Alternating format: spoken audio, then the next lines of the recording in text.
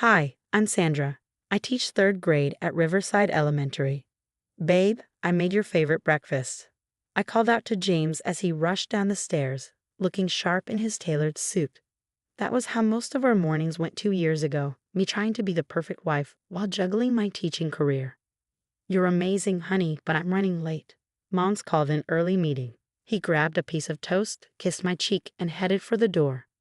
That's the third time this week, I muttered, trying to hide my disappointment. You know how it is with a new development project, he called over his shoulder. The Richardson deal is huge. That was my life with James. Everything revolved around the family business and his mother, Barbara. Don't get me wrong, things were amazing at first. He swept me off my feet with a whirlwind romance. But I should have seen the red flags when he needed his mother's approval before proposing. Did you tell your mom about the dinner party on Saturday?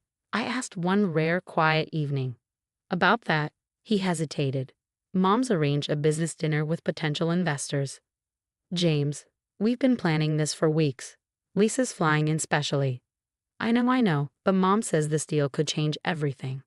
My sister, Lisa, had warned me from the start. Sandra, she's got him wrapped around her finger. This isn't normal. She's just protective. I defend weakly. Then I got pregnant. That's when Barbara's subtle comments turned into blatant criticism. Darling, are you sure you should be eating that? She'd say during family dinners. We wouldn't want you getting too big. My best friend Sarah would listen to me vent during our lunch breaks. Girl, she's trying to control everything. Did you see how she surprised you with that nursery redesign?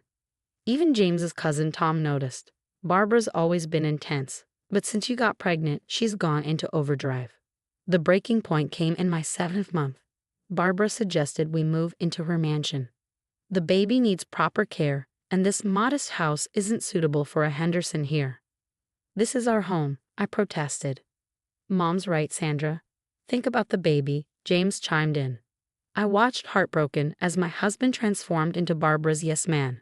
Every decision, from my prenatal vitamins to the nursery walls, required her input. You're lucky to have such an involved mother-in-law, she'd remind me constantly. One evening, during her weekly family dinner, I felt a sharp pain tear through me. James, something's wrong, I said, ripping the edge of Barbara's mahogany dining table. Not now, Sandra. James has the Richardson presentation in an hour, Barbara said without looking up from her tablet. I think I'm in labor. The pain was unbearable. 7 weeks early. James finally looked at me. Mom, I need to take her to the hospital. Barbara's eyes narrowed. Absolutely not. The Richardsons are flying in specifically for this. Do you know how much work I've put into arranging this? James helped me up, actually showing some backbone for once. Mom, my wife is in labor. The drive to the hospital was tense. James kept checking his phone as Barbara bombarded him with messages. I tried to breathe through the contractions when his phone rang on speaker. James Henderson, if you don't turn around right now, you can kiss your position goodbye. Everything you've worked for gone. I'll write you out of everything. Mom, please. Choose James, right now, your inheritance or her drama. You know she's probably faking it anyway. I couldn't believe what happened next. James pulled into the hospital drop-off zone and stopped. I'm sorry, Sandra. Mom's right. This is millions we're talking about. Sarah and Lisa are on their way. I'll be back as soon as I can. Are you serious, James? I gasped. Another contraction hitting me like a tidal wave. But he was already driving away. Sarah found me crumpled at the entrance. Oh my God, Sandra. Where's James? He left, I stammered, tears streaming down my face. He actually left me here. The next 20 hours were hell. Lisa arrived just as complications started. Her blood pressure's dropping. A nurse called out. We need to prep for an emergency C-section. Keep trying, James, I begged Sarah between agonizing contractions. Straight to voicemail, she muttered, her face pale. But Tom just texted. James is actually doing the presentation right now. Lisa was livid. That spineless coward. I'm going to destroy him in the divorce. The complications kept piling up. The baby's heart rate wasn't stable, and the pain was unbearable. Sandra, we need to make a decision about the procedure, the doctor said urgently. Where's her husband? Someone asked. He's not coming, Lisa snapped, gripping my hand tightly. I'm her sister. I'll sign whatever you need. As I labored, Sarah's phone buzzed with updates from Tom. Barbara's parroting James around like nothing's wrong. She spat, disgusted. She's introducing him to investors, champagne in hand. I can't watch this anymore. Hours of surgery blurred into chaos. The medical team's voices felt distant. Blood pressure still unstable. Need more units of blood. Baby's in distress. Finally, at 3:47 a.m., my daughter, Emma, was born. Despite everything, she was perfect, a 6-pound fighter. James showed up the next afternoon, wearing the same suit and reeking of champagne. The meeting went amazing, he announced, oblivious. Mom says, "Get out." Lisa's voice cut through the room like a knife. She stepped between us. "Get out before I call security." "But I'm the father." "The father?" Lisa snarled. "Where were you when she needed emergency surgery? When they couldn't stop the bleeding? When your daughter took her first breath?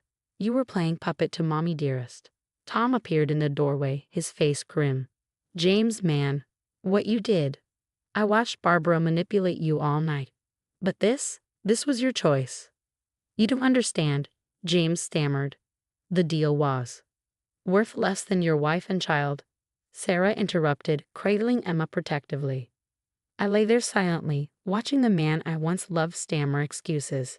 He was gone, destroyed by his mother's control, choosing money over his family. "Barbara says she'll come visit when it's convenient," James offered weakly. "Tell Barbara," I croaked, my voice hoarse but steady, "that she'll never see her granddaughter. Ever. And you? We're done." The look of confusion on his face said it all. He still didn't understand what he'd done. His mother's grip on him was complete. As he left, Tom lingered. "Sandra, I'm so sorry. I saw it all, the things Barbara said, how she played him."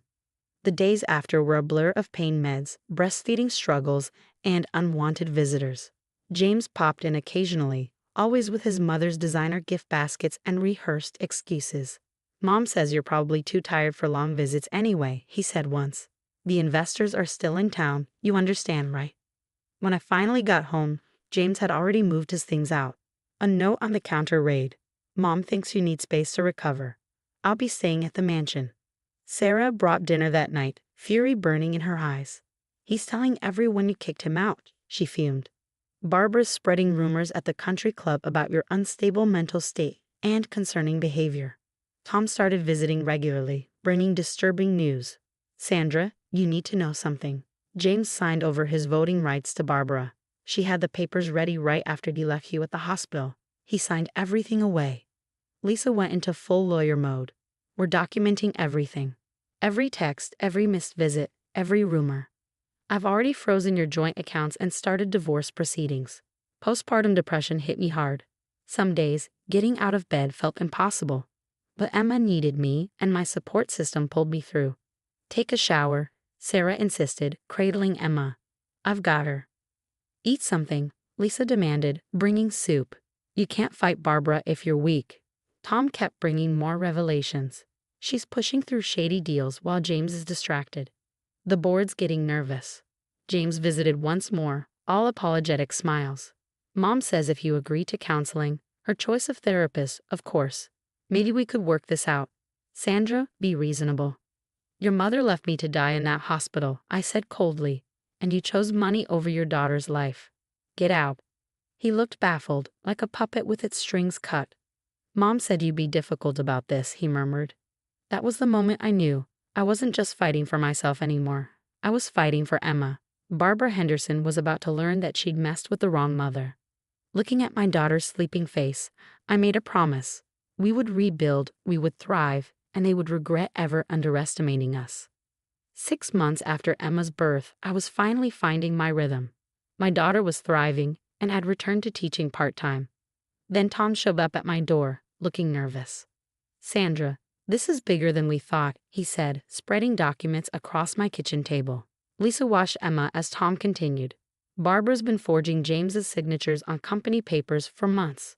"But that's just the start," Tom said grimly, spreading more documents on the table. "Those luxury properties Barbara's been bragging about, they're fake. She's running a massive Ponzi scheme, using new investor money to pay off the old ones." Days later, Sarah burst through my door, out of breath. "Sandra, It gets worse. I looked up from feeding Emma, my stomach tightening. What now? I was having drinks with Barbara's secretary, she said, her voice low and urgent.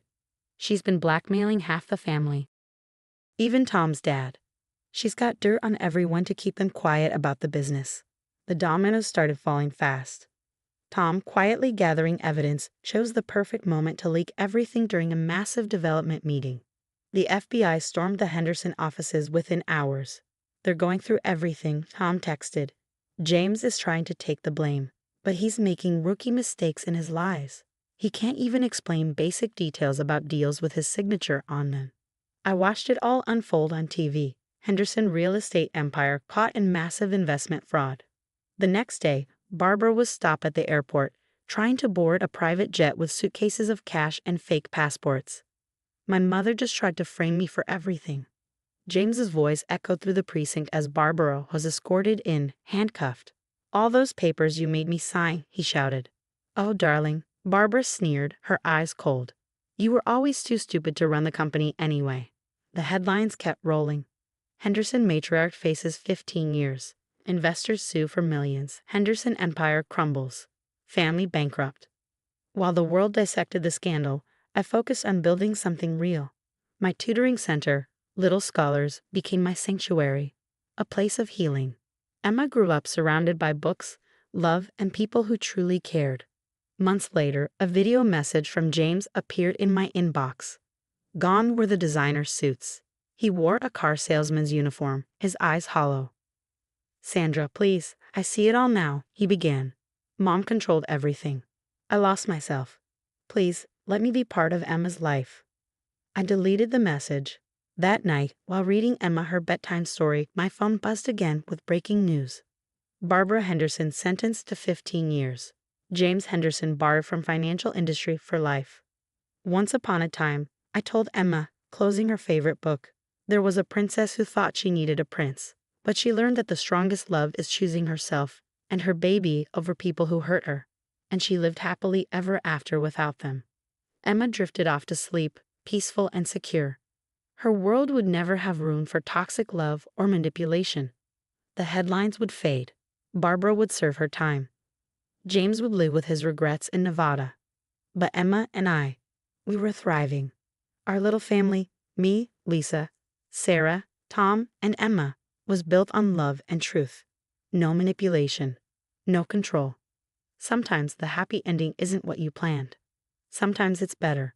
Because sometimes the princess doesn't need saving, she saves herself. And that's the story I'll make sure Emma always knows. Now, I have a question for you. What would you do if someone you love deeply had been manipulated their entire life? Would you wait and try to help them break free, or would you protect yourself and walk away like I did? I still wonder if I could have saved James from his mother's grip. But at what cost to Emma and to myself? Drop your thoughts in the comments below. Let's talk about toxic family dynamics and where we draw the line between helping someone and protecting ourselves. If you want to hear more real stories about overcoming toxic relationships and finding your strength, hit that subscribe button and turn on notifications. Your support means everything. Stay strong.